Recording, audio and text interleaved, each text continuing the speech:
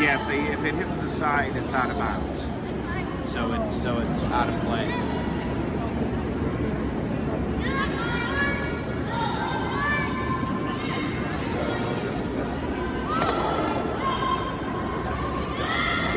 So what's the penalty if you touch the rock?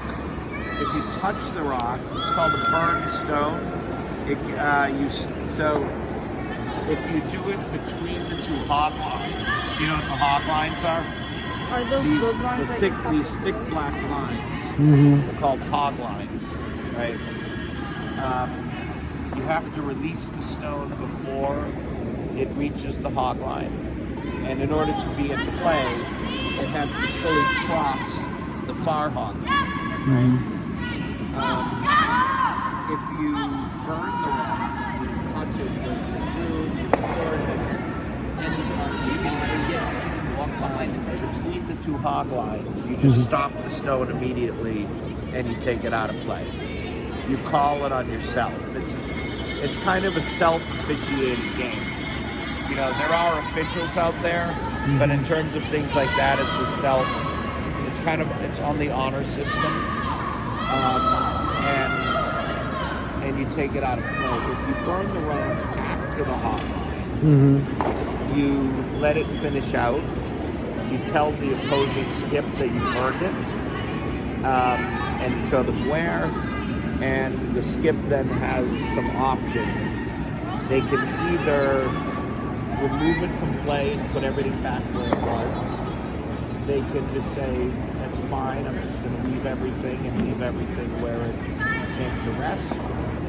Or they can try and determine what they think would have happened if you hadn't burned the rock and placed the rocks accordingly where they think.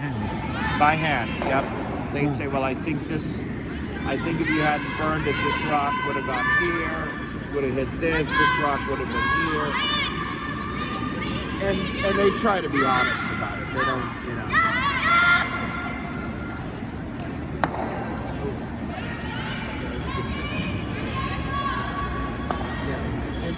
They're honest, you know, like that. They're not going to say, oh, well, I think it would have taken all of yours out and put all mine right on the button. You know, they're not going to do that. What was the term that you were using for that case? Like self-declaration? Self-officiated game. Self-officiated. So, like, if you burn the rock in the middle of the ice, chances are nobody knows you did it but you, right? But you always call it on yourself.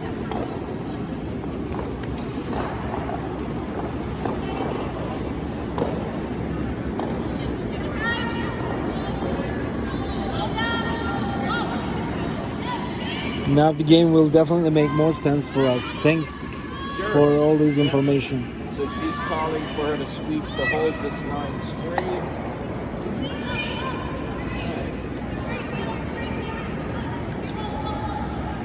Yeah, coming back.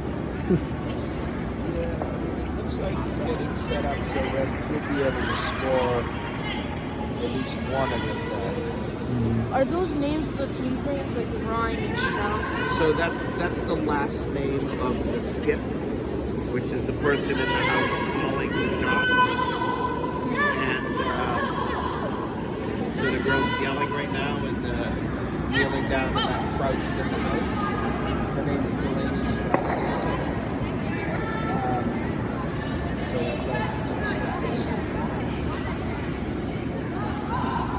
And this is Kim Ryan. So that's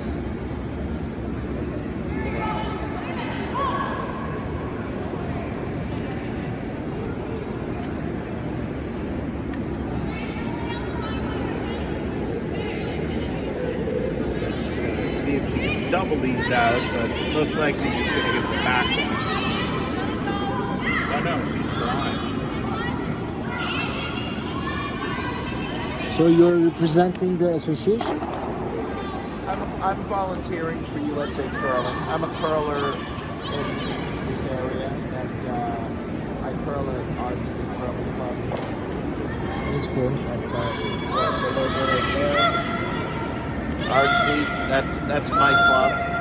We're in Westchester County, and when USA Curling decided to hold the national championships here, they contacted all the clubs in the area and said, "Hey, anyone who wants to volunteer for different positions, we have all these different positions available." So like tomorrow afternoon, I'm going to be at the table timing. I'm going to be working the timer for one of the games. Then the next game, I'll be back up here doing this.